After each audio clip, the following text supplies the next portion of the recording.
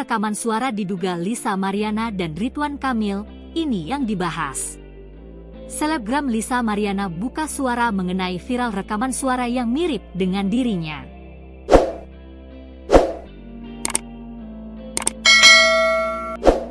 Dalam rekaman itu, Lisa Mariana terdengar memberikan ancaman terhadap pria yang suaranya mirip dengan Ridwan Kamil, mantan Gubernur Jawa Barat.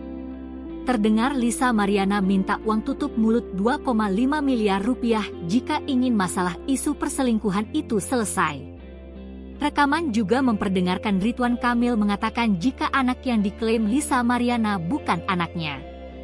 Ridwan Kamil juga menegaskan bahwa permasalahan tersebut sudah selesai 4 tahun lalu.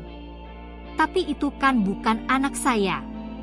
Buktinya sudah jelas kan? Kita juga sudah buat perjanjian sebelumnya.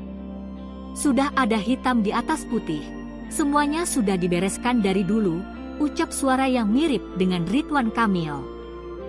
Kemudian, terdengar suara mirip Lisa menantang Ridwan Kamil untuk tes DNA. Ya udah kalau gitu kita tes DNA aja biar semuanya jelas, ucap Lisa. Namun, Ridwan Kamil kembali menegaskan bahwa permasalahannya sudah selesai dan sudah jelas. Menurutnya, ayah dari anak Lisa sudah mengakuinya sehingga tidak ada lagi urusan dengannya. Ridwan Kamil menyebut perilaku Lisa Mariana memunculkan isu perselingkuhan itu hanya untuk membuat keributan.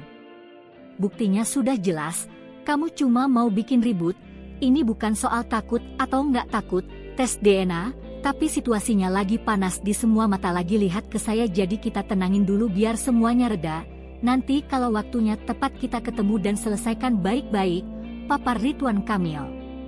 Tak sampai di sana, kemudian Lisa meminta uang tutup mulut dengan memberikan ancaman akan membuka aib mantan Gubernur Jawa Barat itu lebih banyak lagi ke publik.